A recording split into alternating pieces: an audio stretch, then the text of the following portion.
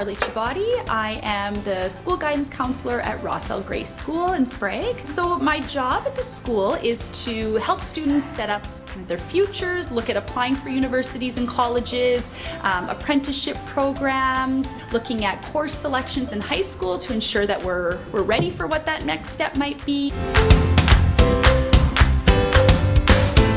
The first thing that comes to mind is some of the trades, right? Electrical, plumbing, hairstyling, cooking, family farms, and thinking about kind of some of the agriculture routes as well. There's also kind of the creative side to entrepreneurship where, there's website design and marketing. My name's Leah Bouchard. My husband and I run Green Pastures Farm. We're located in Gardenton.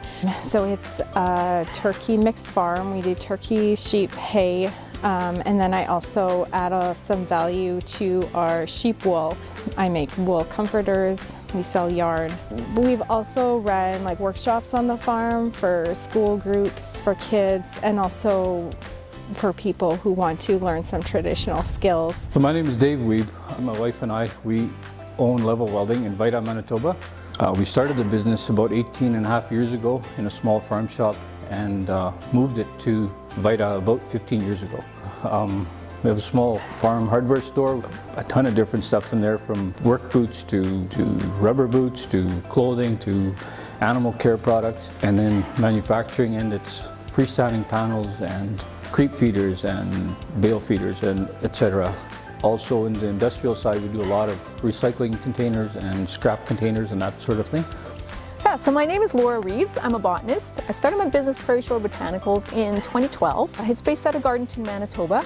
I have a couple products that I sell, and I actually wrote a book on plant uses. I teach people how to use different plants, whether it's for food, medicine, building shelters, making fire, that sort of thing. I do traditional uses consulting as well as rare plant surveys. I had started learning from my dad about different plants when I was 3-4 years old, and as I kind of got older, it kind of morphed into, okay, I'm going to be a wildlife biologist, and maybe I'll be a zoologist.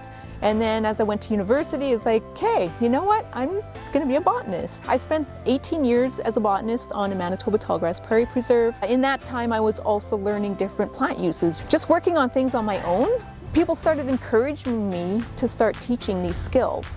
And so yeah, it just took one person to finally just say, Laura, you can do this. And yeah, I jumped off, quit my job, and I decided I'm going to do this. Well, I don't think I ever wanted to farm. I wanted to do something more creative with my life, but I just happened to marry a farmer.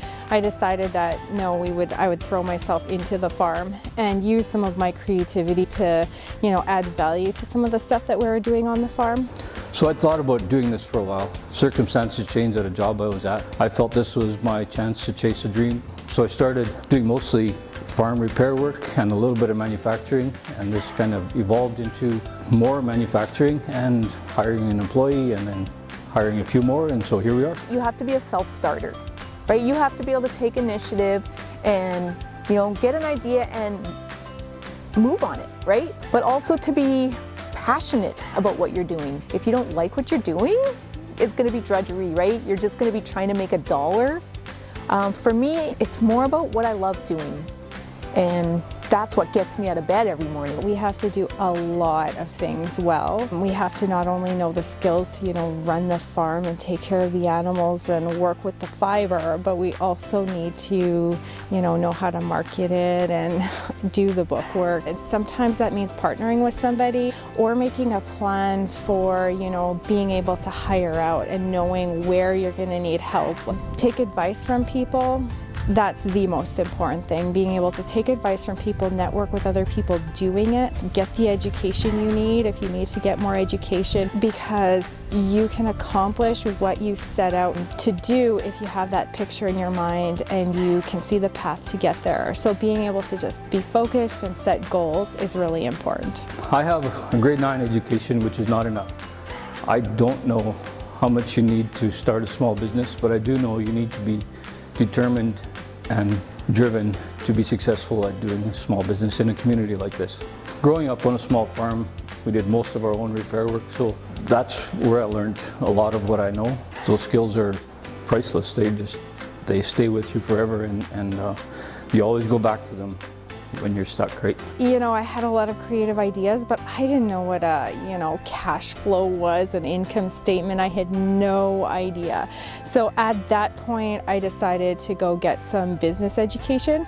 So that was probably one of the most important things that I did right at the start. Went to a local college and got a business management certificate. There's, a lot of different steps to entrepreneurship, and it's important to think that it's a process. It's not something that's going to happen overnight. So there's, the business side and kind of the hands-on side. So maybe if you're looking at something local, you can go and volunteer or talk to somebody who's already in this field. Start by shadowing somebody before you open your own business, right? Just to get that kind of knowledge under your belt first. And then kind of thinking about starting a business. So thinking about a business plan. And then kind of once you're established, thinking about how you're going to get clients. What kind of advertising are you going to do? This is home, and I feel like building a small business here helps us to give back to the community a little bit. I can explore different ideas with a great team that helps Level Welding to become successful at building quality products that we are all very proud of to sell all over.